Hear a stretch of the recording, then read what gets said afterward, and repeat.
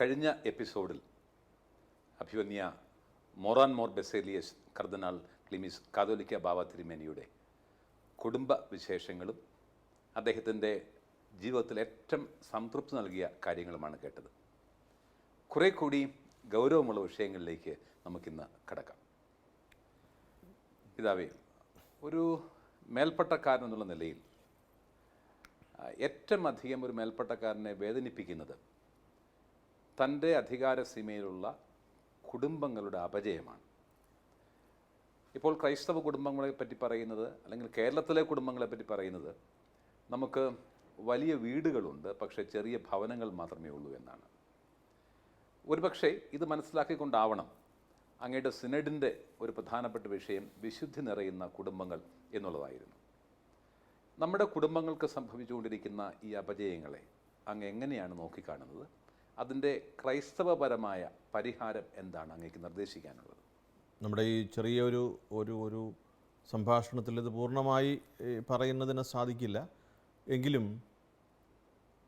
ദൈവബന്ധം കുറയുന്നതിൻ്റെ അനുരണനങ്ങൾ നമ്മുടെ ജീവിതത്തിൻ്റെ എല്ലാ തലങ്ങളിലും പ്രകടമാണ്. അത് നമ്മൾ മറച്ചു വയ്ക്കുകയോ അത് നമ്മൾ ഒരു മറയായി സംസാരിക്കുകയോ ചെയ്യേണ്ടുന്ന ഒരു കാലം ഒക്കെ കഴിഞ്ഞു. ദൈവബന്ധം കുറയുന്നത് ഒരു വ്യക്തിയുടെ ജീവിതത്തിൻ്റെ എല്ലാ തലങ്ങളെയും ശക്തമായി സ്വാധീനിക്കുന്നുണ്ട്. അതിന് പല കാരണങ്ങൾ കാണാം. അതിൻ്റെ വളരെ പ്രകടമായിട്ടുള്ള ഒരു സാമൂഹികമായ ഒരു തലം കൂടിയാണ് കുടുംബ തലം. കുടുംബത്തെ കുടുംബമായി നിലനിർത്തുന്ന ഘടകങ്ങൾ ശോഷിച്ചു പോകുന്നു. അതിന് വലിയ സമ്മർദ്ദം വരുന്നു. അപ്പോൾ കുടുംബങ്ങൾ നമുക്കിന്ന് ക്ഷീണമുണ്ട് എന്ന് പറയുമ്പോൾ, സാറ് പറഞ്ഞല്ലോ, വലിയ വീടുണ്ട്, പക്ഷേ കൊച്ചു ഭവനമാണ്. നമുക്ക് സൗകര്യങ്ങൾ എത്രയോ വർദ്ധിച്ചു. ഒരു മുറിയിൽ 7 മക്കൾ, 2 3 പായിൽ 2 തലവണയും 3 അല്ലേ, ഒരു പുതപ്പും. അവിടെയല്ലേ ദൈവരാജ്യം ബലമുള്ളവൻ കൈവശപ്പെടുത്തുമെന്ന് പറഞ്ഞത് കൃത്യം. അപ്പോൾ അങ്ങനെ ജീവിച്ച സ്ഥലത്തിപ്പോൾ ഓരോരുത്തർക്ക് ഓരോ മുറിയും, വേണമെങ്കിൽ കഴിക്കാൻ തന്നെ ഓരോ ഡൈനിങ് ഹോളുമാണ്. പക്ഷേ ഇതെല്ലാമായിട്ടും സന്തോഷമുള്ള മുഖം ഒരു മുറിയിൽ നിന്ന് ഇറങ്ങി വരുന്നത് നമ്മൾ കാണുന്നില്ല എന്ന് പറയുന്നു. എല്ലായ്പ്പോഴും എല്ലാവരുടെയും കാര്യമല്ല എങ്കിലും ഒരു ജനറൽ പൊതുവായ ഒരു കാര്യം പറയും. അപ്പോൾ കുടുംബത്തെ കുടുംബമായി നിലനിർത്തുന്ന ചില ഘടകങ്ങൾക്കൊരു ജീർണത സംഭവിച്ചു, ഒരു മൂല്യശോഷണം, ബലക്കുറവ്. അത് റിപ്പയർ ചെയ്യാതെ ഈ കുടുംബം വിശുദ്ധി അല്ലെങ്കിൽ കൃപ നിറയുന്ന കുടുംബങ്ങളാവുന്നത് എങ്ങനെ? ഇല്ല. ഒരുമിച്ചിരുന്ന് പ്രാർത്ഥിക്കുന്നു. അത്താഴത്തിന് മുമ്പ് കുടുംബാംഗങ്ങളെല്ലാവരും പ്രാർത്ഥിക്കുന്നു. അതിന് വലിയ സമ്മർദ്ദമോ വലിയ കോലാഹലമോ ഒന്നും ആവശ്യമായിരുന്നില്ല. മക്കളെ വാ പ്രാർത്ഥിക്കാം, സമയമായി. അമ്മയും അപ്പനും എല്ലാം അവിടെ പായിട്ടിരുന്ന്, 50 വർഷം മുമ്പ് പായിട്ടിരുന്ന് പ്രാർത്ഥിച്ചത് കൊണ്ട് ഇനിയും കർത്താവ് വരുന്നിട വരെ പായ ഇടാവുന്ന അങ്ങനെയുള്ള അതല്ലല്ലോ പൈതൃകവും പാരമ്പര്യവും. ഇപ്പോൾ കസേര ഇരുന്നാണ് പ്രാർത്ഥിക്കുന്നത്, അത് മതി. താഴെ പായ ഇരിക്കാനുള്ള ശേഷി ഇല്ല. അതല്ല അടിസ്ഥാന ഘടകം, അതല്ല. What is essential? എന്താണ് അടിസ്ഥാനപരമായിട്ട്? ഒരു ദൈവബന്ധം കുടുംബമായി നിലനിർത്തണം. ഞാനൊരിക്കൽ അച്ഛനോട് ചോദിച്ചു, അച്ഛന് ഈ മോട്ടോർ സൈക്കിൾ മാത്രമേ ഉപയോഗിക്കൂ. അപ്പോൾ വളരെ പഴയതാണ്. ഞാൻ പറഞ്ഞു, അച്ഛാ, ഈ അച്ഛൻ ഇനി മഴയൊക്കെ നനഞ്ഞു പോയി, അച്ഛന് ചെറിയ അസുഖമൊക്കെ ഉണ്ട്, ഈ മോട്ടോർ സൈക്കിളിൽ ഇനി അങ്ങനെ ഓടിച്ചു പോകുന്നത് അത് ബുദ്ധിമുട്ടല്ലേ, നമുക്കത് മാറി കൊച്ചു കാറ്, മാരുതിയുടെ കൊച്ചു കാറ് വാങ്ങിക്കാം, ഞാനും കൂടെ സഹായിക്കാം. അപ്പോൾ അച്ഛനോട് പറഞ്ഞു, എൻ്റെ പിതാവേ ആവശ്യമില്ല, ഇപ്പം തന്നെ പുറകിലത്തെ ഒരു സീറ്റ് വേക്കൻ്റാ മോട്ടോർ സൈക്കിളല്ലേ, കാറാകുമ്പോൾ 3 സീറ്റ് വേക്കൻ്റാ, വെറുതെ വേസ്റ്റായി പോവും, വേണ്ടാന്ന് പറഞ്ഞു. ആ അച്ഛൻ്റെ ഒരു കാര്യം, സത്യസന്ധമായ ഒരു വിവരണം ഞാൻ പറഞ്ഞത്, നമുക്ക് തികയുന്നില്ല, ഒന്നും തികയാത്തവരുടെ എണ്ണം കൂടുക. അപ്പോൾ ദൈവബന്ധം കുറയുമ്പോൾ മറ്റ് ഭൗതിക വസ്തുക്കളിലുള്ള നമ്മളുടെ അമിതമായ ഒരു ഒരു ഒരു ഒരു ആശ്രയബോധം, കുടുംബങ്ങളെ തകരാറിലാക്കുന്നത് ഇതാണ്. നേരത്തെ നമ്മുടെ മാതാപിതാക്കൾ സമ്പാദിച്ച സ്വത്തോ പണമോ ശമ്പളമോ എന്തുമാകട്ടെ, അവർ 25 വർഷം കൊണ്ട് സമ്പാദിച്ചത് ഇവിടെ 1.5 മാസം കൊണ്ട് സമ്പാദിക്കാൻ കഴിയുന്ന മക്കളിൽ നിന്ന് നമുക്കുണ്ട്. എന്നിരുന്നാലും സന്തോഷം വളരെ കുറവാണ്, അകലെയാണ്. അപ്പോൾ കൃപ നിറയുന്ന കുടുംബങ്ങളായി നമ്മുടെ കുടുംബങ്ങൾ തിരിച്ചു വന്നില്ലെങ്കിൽ നമ്മുടെ പള്ളിയിൽ കുറച്ച് ആൾ കുറയും എന്നുള്ളതല്ല. അപ്പോൾ ഇത് പള്ളിക്കാരുടെ ഒരു വിഷയമാണ്, സഭയുടെ വിഷയമാണെന്ന് പറയുന്ന ആളുകൾ ശ്രദ്ധിച്ചാൽ കൊള്ളാം. ഇത് പള്ളിയുടെ വിഷയമല്ല, നമ്മളുടെ രാജ്യത്തിൻ്റെയും സമൂഹത്തിൻ്റെയും വിഷയമാണ്. ഇതെല്ലാം നഷ്ടപ്പെട്ടു പോകുമ്പോൾ നമുക്ക് ചെയ്യാനുള്ളത് എന്താണ്? യേശുക്രിസ്തുവിൽ വിശ്വസിക്കുന്നവർക്ക് ചെയ്യാനുള്ളത് come back to the saviour, രക്ഷകനായ യേശുവിലേക്ക് തിരിച്ചു വരണം, ആ സോഴ്സിലേക്ക് വരണം, ബാക്ക് ടു ദ റൂട്ട്സ്. ഒരു വിശ്വാസിയെ സംബന്ധിച്ച് അതാണ് പറയാൻ. എല്ലാവർക്കും വേണ്ടി ദൈവം മനുഷ്യനായി എന്നുള്ളത് അംഗീകരിക്കുന്നവർക്ക് ഇത് മനസ്സിലാകും.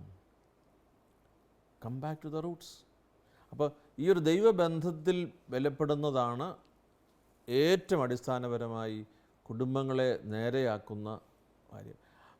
ഇത് പറയുമ്പോൾ നമ്മുടെ എല്ലാ കുടുംബങ്ങളും അങ്ങ് പിഴച്ചുപോയി, നശിച്ചുപോയി, അങ്ങനല്ല ഉദ്ദേശിക്കുന്നത്. വ്യക്തി അധിഷ്ഠിതമായ ഒരു സമൂഹത്തിന് എപ്പോഴും വെറുപ്പും അസൂയയും വിദ്വേഷവും അല്ലാതെ പരസ്പര ബന്ധമില്ല.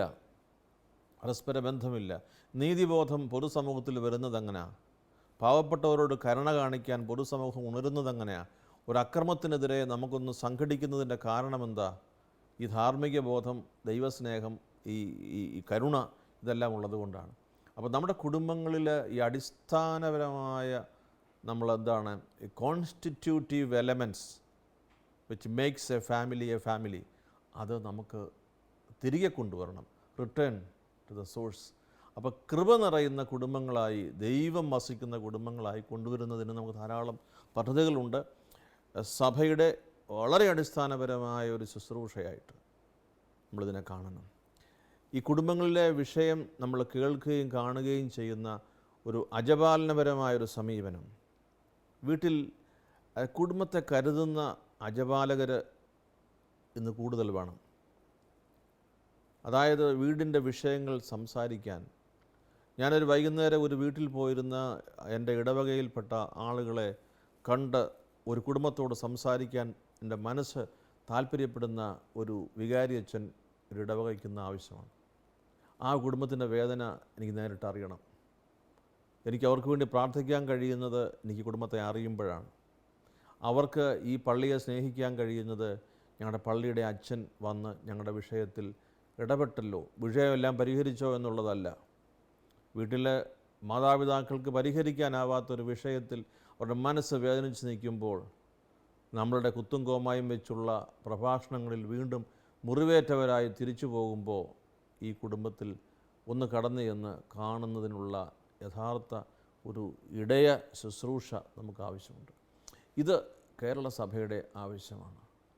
നമ്മൾ കൊടിതോരണങ്ങളിൽ നിന്നിറങ്ങി കുടുംബങ്ങളിൽ കയറേണ്ട സമയം അതിക്രമിച്ചു കഴിഞ്ഞു.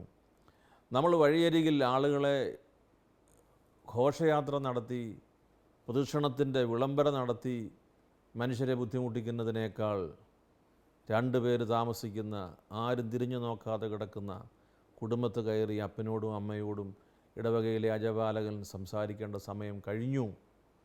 നമ്മളിവരെ അവഗണിച്ച് നമ്മൾ പൊതുനിരത്തിൽ നമ്മൾ ഉണ്ണീശോയുടെ രൂപം കൊണ്ടുപോകുന്നത് ആർക്ക് കാണാനാണ്? ഉണ്ണീശോയുടെ രൂപം എപ്പോഴും ആ റിലീജിയസ് ഷോപ്പിൽ കണ്ടുകൊണ്ടിരിക്കുന്നതാണ്. എടുത്തുകൊണ്ട് നടക്കേണ്ട കാര്യമില്ല. ഞാൻ പറഞ്ഞതിൻ്റെ അർത്ഥം മറ്റൊന്നുമല്ല. സാമൂഹികമായ മാനങ്ങളൊക്കെ ഉണ്ട്, തിരുനാളുകളൊക്കെ ഉണ്ട്. പക്ഷേ ഇപ്പോഴും നമ്മെ ഗ്രസിച്ചിരിക്കുന്ന ആ ഒരു ജ്വരം ആഘോഷ തിമിർപ്പിൻ്റെതാണെങ്കിൽ നമ്മൾ കുടുംബങ്ങളെ പണയം വയ്ക്കുകയാണ്. ഇത് അപകടമാണ്. അല്പം നമുക്ക് കുടുംബകാര്യത്തിൽ നിന്ന് രാഷ്ട്രവുമായി ബന്ധപ്പെട്ട ചില കാര്യങ്ങളിലേക്ക് പോകാം. കുറേ നാൾ മുമ്പ് വരെ പറഞ്ഞു കേട്ടിരിക്കുന്നു, ഭാരതത്തിൽ ജനിക്കുന്ന ആർക്കും ആശങ്ക കൂടാതെ ജനിക്കാം, ജീവിക്കാമെന്ന്. എന്നാൽ ഇപ്പോൾ പറയുന്നു, ജനിക്കുന്ന ഓരോ കുഞ്ഞും ആശങ്കയോടെയാണ് ജനിക്കുന്നത് എന്ന്. ഭയത്തോടു കൂടിയാണ് വളരുന്നത് എന്ന്. ഈ ഒരു ഭയം മാധ്യമ സൃഷ്ടിയാണോ അതോ യാഥാർത്ഥ്യമാണോ? അങ്ങ് എങ്ങനെയാണ് ഇതിനെ നോക്കിക്കാണുന്നത്? ഭയത്തോടുകൂടി ജനിക്കുന്നു എന്ന് പറയുന്നത് നമ്മളുടെ ഒരു വിവരണമായിട്ട് ഞാൻ എടുക്കുന്നു. ജനിക്കുമ്പോൾ ഈ കുഞ്ഞ് ഇറങ്ങി വരുന്ന ഒരു സമൂഹം, അതിൻ്റെ പൂർണ്ണരൂപം കണ്ടാൽ ചിലപ്പോൾ കൊച്ചു ഭയപ്പെട്ട് തിരിച്ചു പോകുമോ എന്ന് എനിക്കൊരു ഇന്നലത്തേതിനേക്കാൾ കുറച്ചുകൂടി ദുഷ്കരമായിട്ട് വരുന്നു. എന്നെ ആശ്ചര്യപ്പെടുത്തുന്ന ഒരു കാര്യം, നമുക്ക് 100% സാക്ഷരതയുള്ള ഒരു ദേശത്ത്, നമ്മുടെ കൊച്ചു കേരളം, മറ്റ് സ്ഥലങ്ങളിൽ നിന്നും വളരെ വ്യത്യസ്തമാണ്. അതെന്നെ ആശ്ചര്യപ്പെടുത്തുന്നു. എന്തേ നമുക്കിങ്ങനെ സംഭവിക്കുന്നു? 100% എഴുത്തും വായനയും ഉണ്ട്. ഇതൊന്നുമില്ലാത്ത സ്ഥലങ്ങളിൽ കാണാത്തതുപോലെയുള്ള ചില വികൃത രൂപത്തിലുള്ള പ്രത്യേകതകൾ കാണുന്നു. ഭാരതത്തിൻ്റെ ഒരു സൗന്ദര്യം, ഇവിടെ എല്ലാ മനുഷ്യരും ഭാരതീയരാണെന്നുള്ളതാണ്. ഭാരതീയരിൽ വിദേശിയില്ല. ഭാരതീയരിൽ ഒരു സ്വഭാവമേ ഉള്ളൂ, ഭാരതീയത്വം. ഇത് എന്തിൻ്റെ അടിസ്ഥാനത്തിലാണ് ഈ ഭാരതീയത്വം നിശ്ചയിക്കപ്പെട്ടിരിക്കുക? അത് ഈ ദേശത്തിൻ്റെ ഒരു മകനോ മകളോ ആയിട്ട് ജനിക്കുന്നത് കൊണ്ടാണ്. ഇതിനെ ചോദ്യം ചെയ്യാൻ ആർക്കാ കഴിയുക? ഞാൻ പറയട്ടെ, ഈ ത്രിവർണ്ണ പതാകയുടെ ചുവട്ടിൽ നിൽക്കുമ്പോൾ, അത് കണ്ടുകൊണ്ട് നിൽക്കുമ്പോൾ എൻ്റെ മനസ്സിനും കണ്ണിനും തരുന്ന ഒരു വലിയ കുളിർമയുണ്ട്.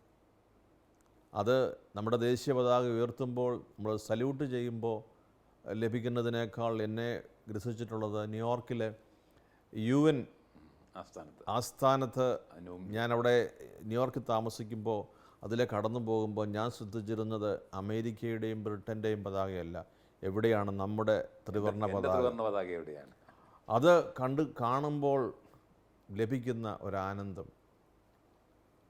എൻ്റെ ഭാരതീയത്വം എന്നിൽ ജ്വലിപ്പിക്കുന്ന ഒരു അപരിമേയമായ ഒരു ആവേശമുണ്ട്. ആ പതാക ഇങ്ങനെ പാറിക്കളിക്കുമ്പോൾ അതെന്തിൻ്റെ അടിസ്ഥാനത്തിലാണ്?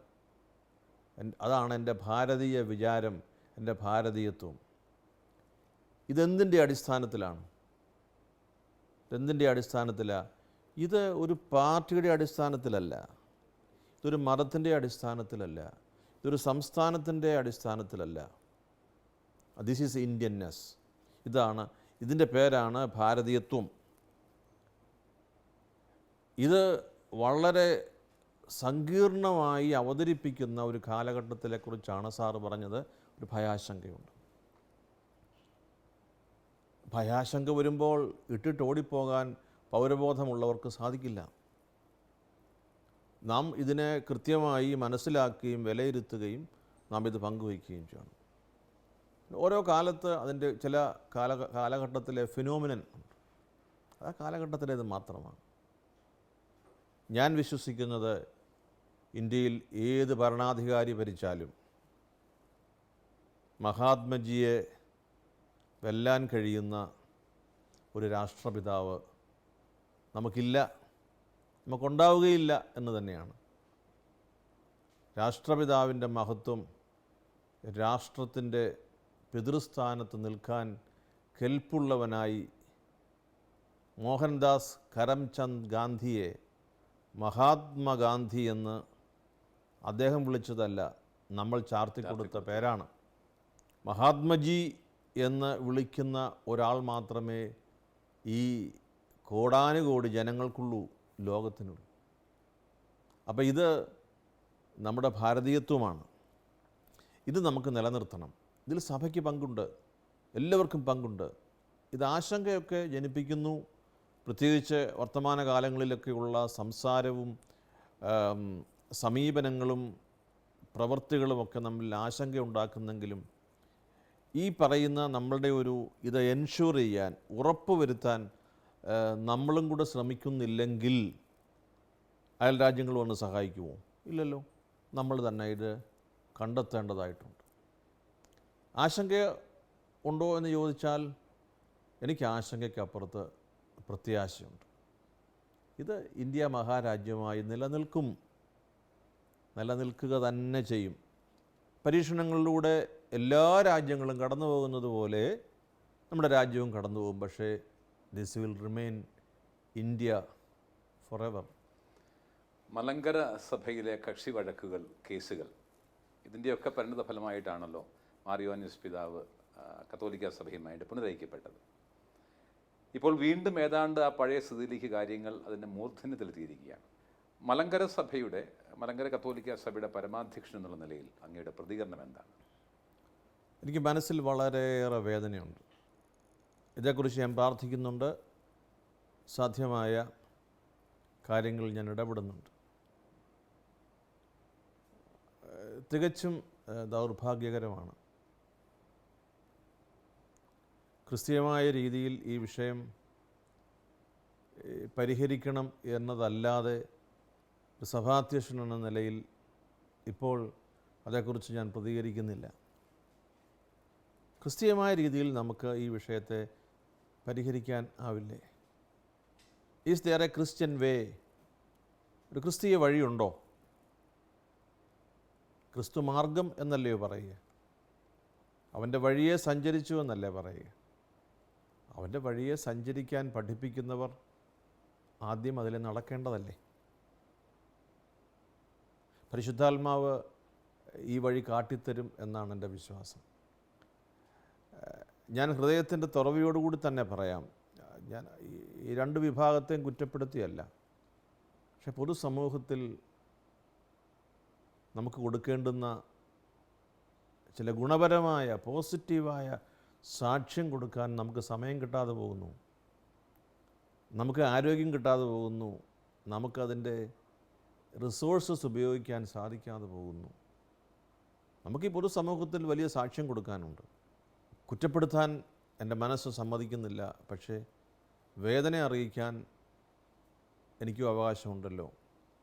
പ്രാർത്ഥിക്കുന്നു, പരിശുദ്ധാത്മാവ് വഴി തുറക്കണം, പരസ്പരം വിട്ടുവീഴ്ച ചെയ്യണം, പരസ്പരം ക്ഷമിക്കണം എന്ന് നമ്മൾ പറയുന്നത് ഒരു ഉപദേശമായി എന്നതിനപ്പുറത്ത് അനിവാര്യതയാണ്. ഒട്ടേറെ ഹൈന്ദവ സഹോദരങ്ങൾ എന്നോട് ചോദിച്ചു, തിരുമേനി നിങ്ങൾക്കാർക്കും ഈ വിഷയം പരിഹരിക്കാനാവുന്നില്ലേ? അവർ വളരെ നിർദോഷമായി ഹൃദയത്തിൽ നിന്ന് ചോദിച്ച ചോദ്യമാണ്. എൻ്റെ സങ്കീർണതയെക്കുറിച്ച് ഒരുപക്ഷെ അവർക്കത്രയും അറിവില്ല. അവർ ചോദിച്ചത് ഇത്രയേ ഉള്ളൂ, ക്രിസ്ത്യാനികളായ നിങ്ങളുടെ വിഷയം നിങ്ങൾക്ക് പരിഹരിക്കാൻ പറ്റുന്നില്ലേ എന്നൊരു ചോദ്യമാണ്. നമുക്ക് കർത്താവിനെ മുൻനിർത്തി ഈ കാര്യത്തിൽ കൂടുതലായ മനപരിവർത്തനവും പ്രാർത്ഥനയും ആവശ്യമായിട്ടുണ്ട്. ഇത് കേൾക്കുന്ന ഒരാൾക്ക് ഇതെങ്ങനെയാണ് ബോധ്യപ്പെടുക എന്നെനിക്കറിഞ്ഞുകൂടാ. പ്രത്യേകിച്ച് ഈ രണ്ട് സഭകളിൽപ്പെട്ട ആരെങ്കിലും നമ്മളുടെ ഈ സംഭാഷണം കേൾക്കുമ്പോൾ അവരെങ്ങനെയാണിത് സ്വീകരിക്കുക എന്നറിഞ്ഞുകൂടാ. അതല്ല എൻ്റെ ഭാരം. നമുക്ക് പ്രിയപ്പെട്ടവരെ, നമ്മുടെ ഒരു കുടുംബത്തിലെ വിഷയം പരിഹരിക്കാനാവുന്നില്ലെങ്കിൽ ഈ മഹാരാജ്യത്തെ കോടാനുകോടി ജനങ്ങളോട് വരൂ, നമുക്ക് നല്ല വാർത്ത ശ്രവിക്കാം എന്ന് പറഞ്ഞ് സുവിശേഷത്തെ ഉണർത്തിക്കുവാൻ നമുക്ക് കഴിയുമോ?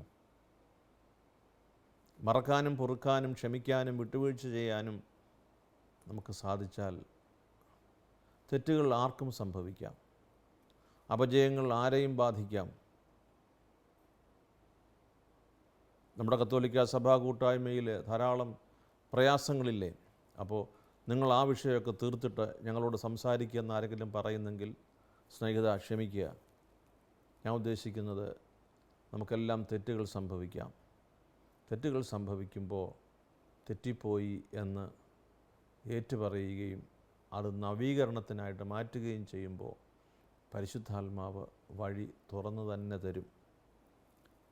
ഏതായാലും ഈ വിഷയത്തിൽ സ്വർഗം ഇടപെടും എന്നതിനെക്കുറിച്ച് എനിക്ക് സംശയമില്ല. അതിൻ്റെ സമയം എപ്പോഴാണെന്ന് ഇതുവരെ എന്നെ അറിയിച്ചിട്ടില്ല. അത് മാത്രമേ ഉള്ളൂ. സ്വർഗം ഇടപെടും. കർത്താവിൻ്റെ തിരുശരീരവും തിരുരക്തവും കൊടുത്ത് വിലയ്ക്ക് വാങ്ങിയിരിക്കുന്ന സഭയെ അനാഥമാക്കി കളയാൻ കർത്താവ് പൂർണ്ണമായിട്ട് അങ്ങനെ വിട്ടുകൊടുക്കില്ലല്ലോ. കർത്താവ് ഇടപെടും. നമ്മുടെ സഭകൾക്ക് ഈ കാര്യത്തിൽ ഒരു ധാർമ്മിക ബോധ്യമുണ്ട്, ബാധ്യതയുണ്ട് എന്നത് ഞാൻ മറച്ചു വയ്ക്കുന്നില്ല. അതായത് ക്രിസ്തീയമായ രീതിയിൽ ഈ വിഷയം പരിഹരിക്കപ്പെടണം എന്ന് ഈ രണ്ട് സഭാ സമൂഹങ്ങളോടും പറയാൻ മറ്റ് സഭകൾക്ക് ഒരു ബാധ്യതയുണ്ട്. അത് കാലതാമസം വരുത്തിയത് അതിൽ നമുക്ക് എല്ലാവർക്കും ഖേദമുണ്ട്. അല്ലെങ്കിൽ അത് വ്യത്യസ്തമായ രീതിയിൽ അത് നമുക്ക് വ്യത്യസ്ത തലങ്ങളിലും സമൂഹങ്ങളിലും അത് കൊടുക്കേണ്ടതായിട്ടുണ്ട്. അതുകൊണ്ട് ഈ വിഷയത്തിൽ മനസ്സിൽ വേദനയുണ്ട് എങ്കിലും ഞാൻ പ്രത്യാശയോടുകൂടി ഞാൻ കാണുന്നു. അവിടുത്തെ തിരുവിലാവിലെ രക്തവും വെള്ളവും ഒഴുകിയെത്തിയ സഭ, ഏകവും വിശുദ്ധവും ശ്ലൈഹികവും സാർവത്രികവുമായ കർത്താവിൻ്റെ തിരുസഭ, അതിൽ പരിശുദ്ധാത്മാവ്, പൂർത്തീകരണത്തിൻ്റെ ആത്മാവ് ഇടപെടും. നമ്മൾ ജീവിക്കുന്ന ഈ കാലഘട്ടത്തിന് സാമൂഹ്യ ചിന്തകർ കൊടുത്തിരിക്കുന്ന വിശേഷണം പോസ്റ്റ് ട്രൂത്ത് കാലഘട്ടം എന്നാണ്, സത്യാനന്തര കാലഘട്ടം.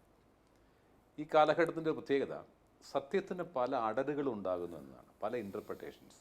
സത്യത്തിന് അങ്ങനെ ഉണ്ടാകാൻ പാടില്ല, ഒന്ന് മാത്രമാണ് സത്യം. മാധ്യമങ്ങളിലേക്ക് നമുക്കിതിനെ എന്ത് ബന്ധപ്പെടുത്തി കണ്ടാൽ പല മാധ്യമങ്ങളുടെ സത്യം പലതാണ്.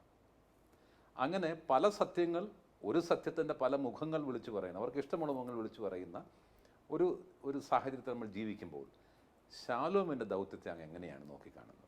രണ്ട് സാഹചര്യങ്ങളുണ്ട് ഇവിടെ. ഒന്ന്, ശാലോമിൻ്റെ ക്രെഡിബിലിറ്റി എന്തിലാണ്, ശാലോമിൻ്റെ ആധികാരികത എന്തിനെ അടിസ്ഥാനപ്പെടുത്തിയാണ്. വർത്തമാനകാലത്തെ ഈ പോസ്റ്റ് ട്രൂത്ത് ഇറ എന്ന് പറയുന്ന സത്യാനന്തര കാലം എന്ന് അനേകർ വിശേഷിപ്പിക്കുന്ന ഒരു കാര്യം സാറ് സൂചിപ്പിച്ചല്ലോ. ആരെയെങ്കിലുമൊക്കെ സംതൃപ്തിപ്പെടുത്തുക എന്നതാണ് നമ്മുടെ ജീവിതത്തിൻ്റെ ധർമ്മമെന്ന് വിചാരിക്കുന്നെങ്കിൽ അത് ശരിയാണോ ആ ചിന്ത? എൻ്റെ ജീവിതം ആരെയൊക്കെയോ സന്തോഷിപ്പിക്കാനുള്ള ചില ക്രമീകരണങ്ങളുടെ ഭാഗമാണ് എന്ന് വന്നാൽ അതിൻ്റെ എസൻസ് എന്താണ്? നമ്മുടെ ധർമ്മം, പല ധർമ്മങ്ങളുണ്ടല്ലോ. നമ്മുടെ ധർമ്മം സത്യമായ കാര്യം പറയുക. അറിയാവുന്ന സത്യം എല്ലായ്പ്പോഴും വിളിച്ചു പറയുന്നതല്ലല്ലോ സത്യം വദ, സത്യം പറയുക. നമുക്ക് ഇപ്പോൾ സംഭവിക്കുന്ന കാര്യം ആരെയൊക്കെയോ സംതൃപ്തിപ്പെടുത്തുന്നതിന് വേണ്ടി നമ്മുടെ വേർഷൻ ഓഫ് ട്രൂത്ത്, അതിനെ ട്രൂത്ത് എന്ന് പറഞ്ഞാൽ ശരിയാവുമെന്ന് അറിയത്തില്ല, നമ്മളുടെ വിശദീകരണം, നമ്മുടെ വ്യാഖ്യാനം, നമ്മുടെ ഇൻ്റർപ്രിട്ടേഷൻ ഓരോ സംഭവത്തെക്കുറിച്ചും കൊടുക്കുന്നു. നമ്മളിതെല്ലാം ഒരുമിച്ച് വെച്ചാൽ വലിയൊരു വിഭാഗം ഏകദേശം ഒരുപോലെ പോവും. വ്യത്യസ്തത എവിടെയുണ്ട്? ചിലർ വ്യത്യസ്തമായി ഇതിൽ എഴുതുന്നു. അവരെ എന്താണ് പ്രോത്സാഹിപ്പിക്കുന്നത്? അവരെ ആരെങ്കിലും സ്വാധീനിക്കുന്നുണ്ടോ? എന്തെങ്കിലും ഒരു സ്വാധീനം അവരിലുണ്ട്. സത്യസന്ധമായ ഒരു ഇവാലുവേഷൻ, വിലയിരുത്തൽ ഈ മേഖലയിൽ ആവശ്യമുണ്ട്. സത്യം പറയുകയാണോ, സാറിന് സന്തോഷകരമായ രീതിയിൽ ഞാൻ ആ സത്യത്തെ കാണുന്ന രീതി പറയുന്നതാണോ അഭികാമ്യം? ഇന്ന് സംഭവിക്കുന്നത് എന്താണ് എന്നുള്ളത്. സത്യമായി പറയുന്നതിൽ സഭ മാധ്യമങ്ങളുടെ കൂടെ നിൽക്കണം. ഒരു വിട്ടുവീഴ്ചയും പാടില്ല. Let the media speak the truth. മാധ്യമം സത്യം പറയട്ടെ, ദ ട്രൂത്ത്. സത്യം ഒന്നേ ഉള്ളൂ, അത് പറയട്ടെ. പക്ഷേ ഇന്ന് സംഭവിക്കുന്നത് പലപ്പോഴും അങ്ങനെയല്ല. ഈ ഒരു സംഭവത്തിലൂടെ, ഈ ഒരു വ്യക്തിയുടെ വിശേഷത്തിലൂടെ എനിക്ക് ചില കാര്യങ്ങൾ പറഞ്ഞ് ചില വ്യക്തികളെയോ ചില സമൂഹങ്ങളെയോ പൊതുസമൂഹത്തെയോ സന്തോഷിപ്പിക്കേണ്ട ഒരു ധർമ്മം എനിക്കുണ്ട് എന്നതുപോലെ ഞാൻ പ്രവർത്തിച്ചാൽ ഇവിടെ സത്യം വിസ്മരിക്കപ്പെടുകയാണ്. നമ്മൾ കണ്ടിട്ടില്ലാത്ത കാര്യങ്ങൾ നമ്മൾ കേൾക്കുന്നു, കാണുന്നു, വിലയിരുത്തുന്നു. സഭയുടെ ശുശ്രൂഷകരിൽ നിന്നോ സഭയുടെ പ്രസ്ഥാനത്തിൽ നിന്നോ ഒരു ചെറിയ വീഴ്ച വന്നാൽ ചൂണ്ടിക്കാണിക്കാൻ മാധ്യമങ്ങൾക്ക് ധാർമ്മിക ബാധ്യതയുണ്ട്. അതിനെക്കുറിച്ച് സഭ അധികൃതരോ സഭയുടെ ബന്ധപ്പെട്ടവരോ അസ്വസ്ഥരാകേണ്ട. സത്യമായിരിക്കണമെന്ന് മാത്രം. പക്ഷേ അവിടെയൊക്കെ കാണിക്കുന്ന ഒരു വലിയൊരു ഉത്സാഹം, താല്പര്യം, ഈ ജനങ്ങൾ ചവിട്ടിമെതിക്കപ്പെടുന്നതും ചെറുവിഭാഗങ്ങൾ അവഗണിക്കപ്പെടുന്നതുമായ വിഷയങ്ങളിലും ജനാധിപത്യം തമസ്കരിക്കപ്പെടുന്ന വിവിധ മേഖലകളിലും സംഭവിക്കുന്നില്ല. അപ്പോൾ ഇതാണ് ഈ പോസ്റ്റ് ട്രൂത്ത് ഇറ എന്ന് പറയുന്നത് ഞാൻ മനസ്സിലാക്കുന്നത്. ഇവിടെ ഒരു പൊളിച്ചെഴുത്ത്, ഒരു റീഡിങ്, പുനർവായന, പുനർനിരീക്ഷണം ആവശ്യമുണ്ട്. എല്ലാറ്റിനും വളരെ വ്യത്യസ്തവും പരസ്പര വിരുദ്ധവുമായ വിശദീകരണങ്ങൾ കൊടുക്കുന്നത് കാണുമ്പോൾ വാട്ട് ഈസ് ട്രൂത്ത്, ഏതാണ് സത്യമെന്ന് ഉള്ളത്, അതൊരു വലിയ വിലയിരുത്തലിൻ്റെ, വലിയ ഒരു ആത്മപരിശോധനയുടെ ഒരു സമയം എന്ന് ഞാൻ കരുതുന്നു. ഇത് നമ്മുടെ സമൂഹത്തിൻ്റെ നിലനിൽപ്പിന് ആവശ്യമാണ്. ശാലവും വ്യത്യസ്തമാകുന്നത് എന്തിൻ്റെ അടിസ്ഥാനത്തിലാണ്? കത്തോലിക്ക സഭയിലെ കുറച്ച് പേര് കൂടി ഈ ശാലവും പ്രസിദ്ധീകരണങ്ങളും ഈ മീഡിയയായി നടത്തുന്നതുകൊണ്ടാണോ? അല്ല. പക്ഷേ അവരെ ഭരിക്കുന്ന ഒരു അടിസ്ഥാന ഘടകമുണ്ട്, A guiding principle, and that makes the difference. അതാണ് വ്യത്യാസം ഉണ്ടാക്കുന്നത്. കള്ളം പറയരുത്, സത്യമേ പറയാവൂ എന്ന് പഠിപ്പിച്ചവൻ്റെ ഉപദേശത്തിലാണ് ഈ മീഡിയയുടെ പ്രവർത്തനം. അങ്ങനെ പോകാൻ പറ്റൂ, അങ്ങനെ പോകാവൂ. അതിലെന്തെങ്കിലും ചെറിയ തെറ്റ് വന്നാൽ ഞങ്ങൾക്ക് തെറ്റി, ക്ഷമിക്കണം എന്ന കുറിപ്പ് എഴുതുന്നതിൽ ശാലോം മടിക്കാറില്ല. ഞാൻ പറഞ്ഞതിൻ്റെ അർത്ഥം ഇതാണ് ശാലോമിനെ വ്യത്യസ്തമാക്കുന്നത്. ശാലോമിനെ എന്നല്ല, സകല പ്രസിദ്ധീകരണങ്ങളെയും വ്യത്യസ്തമാക്കുന്നത് ഇതിൻ്റെ ഒരു മാൻഡേറ്റ് തന്നിരിക്കുന്ന ആളിനോടുള്ള വിധേയത്വമാണ്. നമ്മുടെ പ്രേക്ഷകരോട് ക്രിസ്മസിൻ്റെയും പുതുവത്സരത്തിൻ്റെയും എന്ത് സന്ദേശമാണ് അങ്ങേക്ക് പങ്കുവയ്ക്കാനുള്ളത്? നമ്മൾ പറഞ്ഞുകൊണ്ടിരുന്ന വിഷയങ്ങളിലെല്ലാം ഈ ഒരു സന്ദേശമുണ്ട്. എങ്കിലും വരിക, നമുക്ക് ബേത്ലഹേം വരെ പോകാം. Come, let us go to Bethlehem.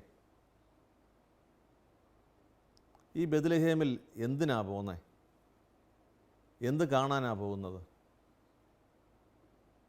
ബേത്ലഹേമിൽ പോകുന്നതിന് ഉദ്ദേശമുണ്ടല്ലോ. അവിടുത്തെ കാഴ്ച എന്താണ് എന്നറിയണ്ടേ? അവിടെ ഒന്നുമില്ല, ഇത്രയേ ഉള്ളൂ. പിള്ളക്കച്ച കൊണ്ട് പൊതിഞ്ഞ് ഒരു ശിശുവിനെ പുൽത്തൊട്ടിയിൽ കിടത്തിയിരിക്കുന്നത് കാണും. മറിയവും ജോസഫും അടുത്തുണ്ടാകും. മറ്റ് പരിവാരങ്ങളൊന്നുമില്ല. സർവ്വലോകത്തിനും ഉണ്ടാകാനുള്ള രക്ഷയുടെ സദ്വാർത്ത ആണ് ഞാൻ പറയുന്നത് എന്ന് ആട്ടിടയന്മാരോട് ദൈവദൂതൻ പറഞ്ഞത് കൊണ്ടെത്തിച്ച സ്ഥലമാണ് ഈ ബേത്ലഹേം. പക്ഷേ മുകളിൽ ഒരു വാൽനക്ഷത്രമുണ്ട്. തെറ്റിപ്പോകാതെ ഏതാണ് വീടെന്ന് രാജകൊട്ടാരത്തിൻ്റെ മുകളിലെങ്ങാനും പോയി നിൽക്കത്തില്ല. ഈ ചെറിയ കുടിലിൻ്റെ മുകളിൽ, അവിടെ ഈ ഗോശാലയ്ക്ക് മുകളിൽ വാൽനക്ഷത്രം നിപ്പുണ്ട്. സ്വർഗത്തിൽ നിന്ന് പ്രകാശം ഭൂമിയെ സ്പർശിച്ച് ഇവിടെ സ്പർശിച്ചു. കർത്താവ് ഒരു കുഞ്ഞി പൈതലായി മറ്റ് പരിവാരങ്ങളും സംരക്ഷണവുമില്ലാതെ ഒരു ദീനഭാവത്തിൽ മനുഷ്യനായി നമ്മുടെ ഇടയിൽ വന്നു. ഈ കുഞ്ഞി പൈതൽ നമ്മളോട് പ്രായമായ സമയത്ത് പറഞ്ഞു, ഞാൻ ഇമ്മാനുവേൽ, ഒരിക്കലും വിട്ടുപിരിയാത്തവൻ, നീ വിട്ടുപോയാലും ഞാൻ കൂടെ ഇരിക്കും. നീ അധ്വാനിക്കുന്നവനാണോ, ഭാരം വഹിക്കുന്നവനാണോ, ക്ലേശമുള്ളവനാണോ, നീ എന്നോട് ചോദിക്ക്, നീ ആ വാതിക്കൽ മുട്ട്, ഞാൻ തുറന്നു തരും. ഇതാണ് ബേത്ലഹേമിലെ കുഞ്ഞ് വളർന്നപ്പോൾ നമുക്ക് കിട്ടിയ സന്തോഷം. ദൈവം ശിശുവായിട്ട് വന്നിരിക്കുന്നു. നിൻ്റെ ഭാവം എന്താണ്? ദൈവം മനുഷ്യനായി നിന്നെ രക്ഷിക്കാൻ വന്നവനാണ്. മകനെ, നീ ഇത് ഓർക്കുക. ഇതല്ലേ ലോകത്തിന് ദൈവം കൊടുത്തേക്കുന്ന എളിമയുടെ വലിയ അടയാളം. കരുണയുടെ, കരുതലിൻ്റെ സന്ദേശമാണ് ക്രിസ്മസിൻ്റെ സന്ദേശം. നമുക്കും കോടാനുകോടി നന്മയുള്ള മനുഷ്യരോട് ചേർന്ന്, ബേത്ലഹേമിലെ ആട്ടിടയന്മാരോട് ചേർന്ന് സ്വർഗത്തിൻ്റെ സ്വരം ശ്രവിച്ചിട്ട് വാൽനക്ഷത്രം നോക്കി നമുക്ക് നടന്നുകൊണ്ട് പറയാം, നമുക്കും ബേത്ലഹേം വരെ പോകാം. കർത്താവ് നമ്മോട് കാട്ടിയ ഈ വലിയ കാരുണ്യത്തെ നമുക്ക് കാണാം. Happy Christmas.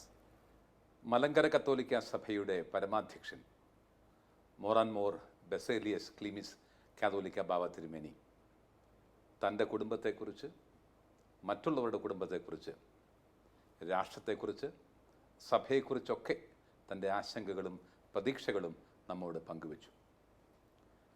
അദ്ദേഹത്തിൻ്റെ വാക്കുകളിൽ നിന്ന് ഒരു വാക്ക് കടമെടുത്ത് ഞാൻ ഈ അഭിമുഖം അവസാനിപ്പിക്കുകയാണ്. ഈ ക്രിസ്മസിൽ നമ്മുടെ ഓരോരുത്തരുടെയും ഭവനത്തിൻ്റെ മുകളിൽ ഒരു വാൽനക്ഷത്രം, ദൈവം നിർത്തിയിരിക്കുന്ന വാൽനക്ഷത്രം ഉണ്ടാവട്ടെ. എല്ലാവർക്കും ക്രിസ്മസിൻ്റെയും പുതുവത്സരത്തിൻ്റെയും ആത്മാർത്ഥമായ മംഗളങ്ങൾ നേരുന്നു. ശാലോം പ്രേക്ഷകർക്ക് വേണ്ടി സമയം ചിലവഴിച്ച, ആശയങ്ങൾ പങ്കുവച്ച അഭിമന്യ തിരുമനസിനോടുള്ള നന്ദി അറിയിക്കുന്നു.